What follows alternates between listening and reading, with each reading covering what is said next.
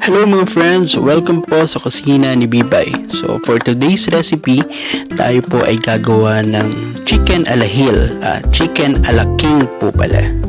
Then here are the following ingredients. Para po ito sa pagmamarinate ng chicken.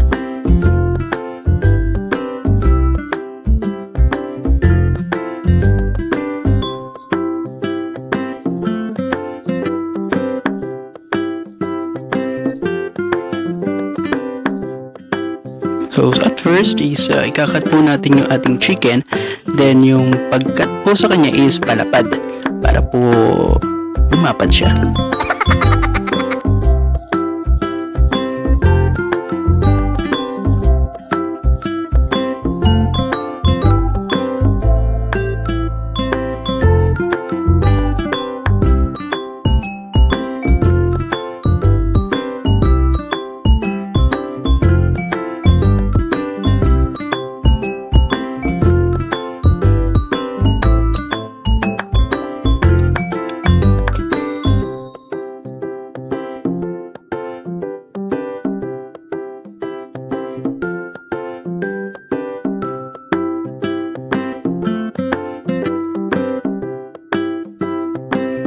And then for our marinade, we will add flour, garlic, saka po salt.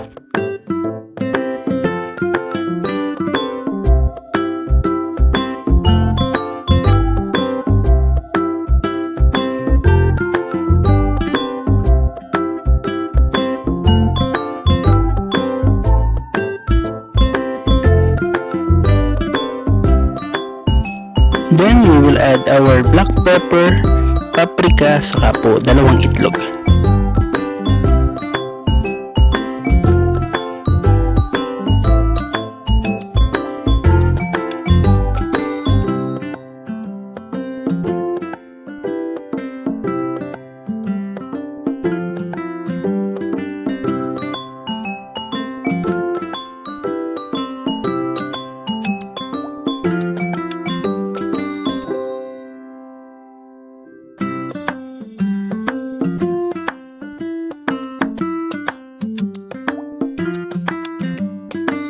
Then after doing this, we will add our 1/4 cup of cold water or malamig na tubig.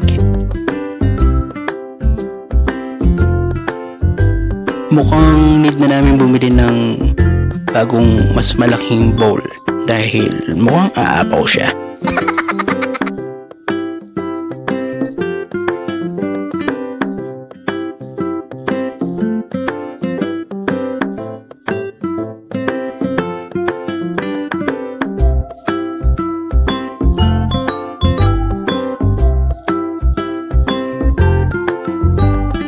Yan, i-mix lang po natin siyang mabuti. After natin siyang mahalo mabuti, lalagyan po natin siya ng cling wrap. Then, itatabi po natin siya sa refrigerator for a minimum of 3 hours or pwedeng 1 day. Now, let's prepare the chicken breading. So, mag-mix lang po tayo ng 1/2 cup ng flour saka 1/4 cup ng cornstarch.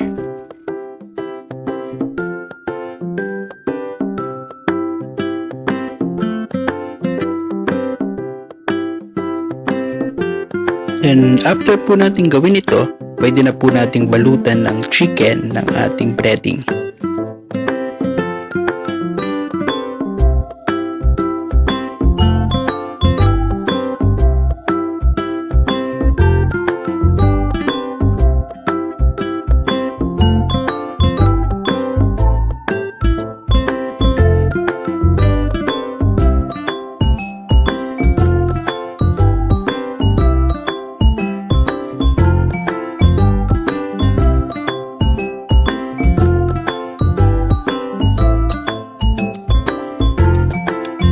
After doing that, we can now prepare para mag-deep fry. So magpapainit po tayo ng cooking oil. Yan po, i-deep fry lang po natin siya hanggang sa maging kulay golden brown na po siya.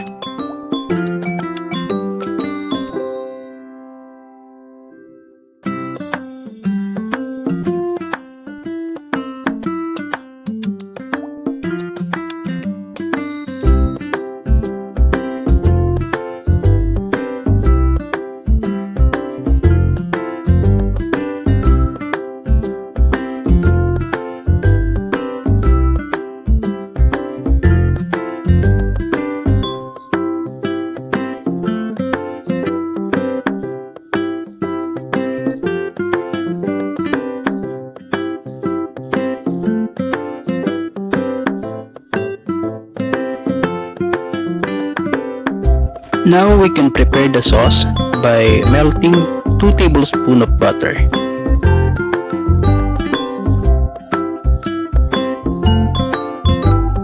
So panggisa po ito. So we will add 2 cloves of garlic. The next is onions.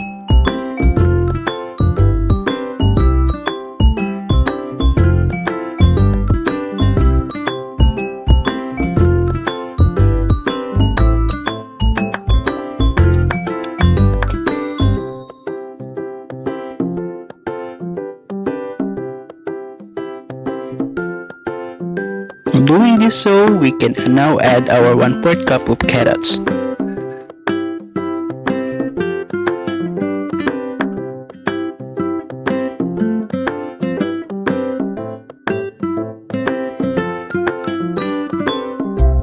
Then kapag nagisa na po natin yung carrots, we can now add our 1/4 cup of flour.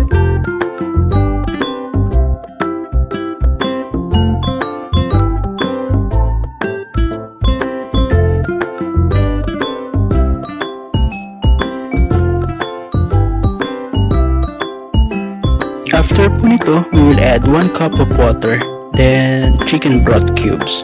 So, kung meron po kayong chicken broth, pwede na po nyo nang gamitin nyo. So, dahil wala po kami nun, gumamit kami ng tubig sa broth cubes.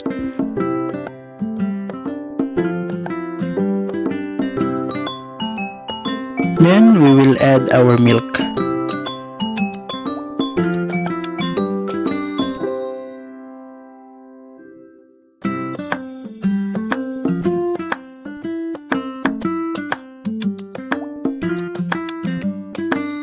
Then, we will add our parsley. Siguro mga 1/4 lang po siguro. 1/4 cup na parsley. Pwede na.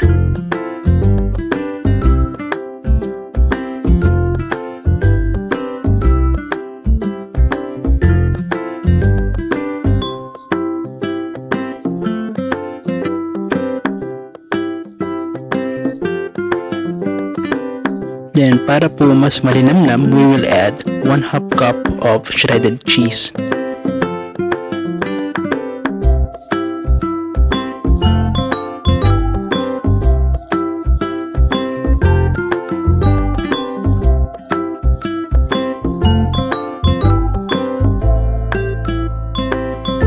Then, after making sure na natunaw na po yung ating broth cubes at cheese, we can now add salt and pepper to taste.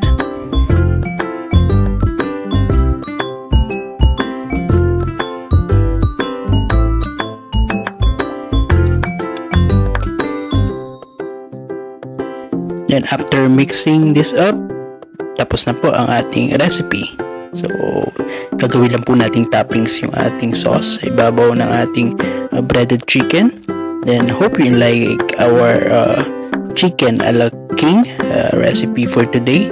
Don't forget to like, subscribe, and share. And always enjoy cooking.